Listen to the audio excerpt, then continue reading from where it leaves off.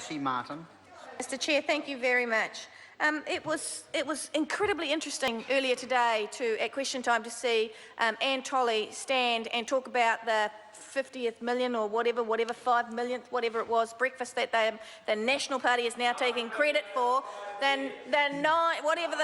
whatever it is, taking 100% credit for it. But that same minister, I went to a breakfast meeting of principals when national standards was introduced and Anne Tolley was the Minister of Education, and she said to Decile 1, Decile 2 principals who said, Minister, we cannot educate these children until they are fed and until they are clothed, and that minister said, don't give me your excuses. Don't give me your excuses. And yet today, the same minister, now in a different portfolio, now taking credit for the 5 millionth whatever breakfast and lauding the fact that those children, no, wait, Mr. Smith, those children are now having better academic outcomes. Unbelievable to see that today. Unbelievable, unbelievable. The other thing that was incredibly interesting just then was for Mr. Joyce to stand up and say that inside this budget, inside education funding, inside these appropriations, we've got a focus for students on 21st century education. Not in Northland, apparently, according to Hekia Parata. Not in Northland. There's no digital aspiration here. There's no lawyers, there's no accountants, there's no higher education, there's no greater reach for these students. Hekia Parata says today that the schools in Northland need to be teaching those students how they can be forestry workers, fisheries operators, tourism and marine manufacturing.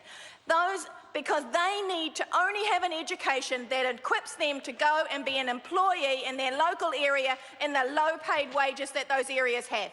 Where is the aspiration, supposedly, out of this great 21st century economic drive towards education? Not in Northland, apparently, not for these students. No.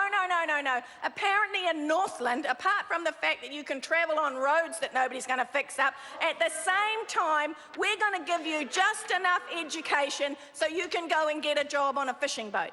Now, there's nothing wrong with getting a job on a fishing boat, but where is the aspiration from this government for Northland? Not in this budget, not in these appropriations.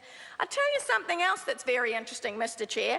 This government has an underspend, and again, that member over there said, wait for another month to get a surplus, wait for another month to get a surplus. They certainly will.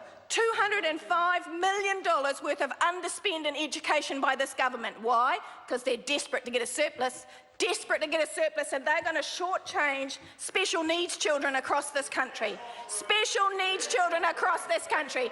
There is a zero budget for gifted and talented children, Mr. Foster-Bell. Zero budget for gifted and talented children who are special needs inside the spectrum of special needs. But you can get it if you've got behavioural problems. According to this government, if you have got behavioural problems, the Ministry of Education, even if you're gifted but you're naughty, they will give you some money. They will give you some money. But if you are gifted and need to be extended or need to have programs like the one-day school or other programs such as that, zero budget inside of here. And who removed it? Who removed the budget was there? National government.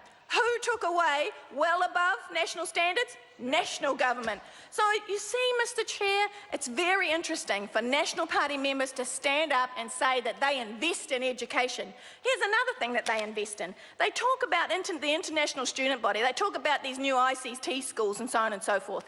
I went to a PTE provider the other day. This government has capped domestic hospitality and chef students at 300 only inside that organisation. But there are 600 international students, a growth industry for this country, a skill shortage throughout the world, and yet this government caps domestic students. This government will not put a budget around domestic students, but will allow international students en masse into this country to subsidise the education that they should be providing for New Zealanders. 70,000 students in NEETs, 70,000 international work visas given out in the last year. 70,000 New Zealand students who are NEETs, 70,000 international students who got work visas in the last year from this government. This government does not invest in its own people. This government does not invest in its education. This government has no aspiration for these young people unless you're in an urban area. And then not only can you get some sort of spend, you can get a road to it. Nikki Kaye. Mr Chair, look, I'm very pleased to speak.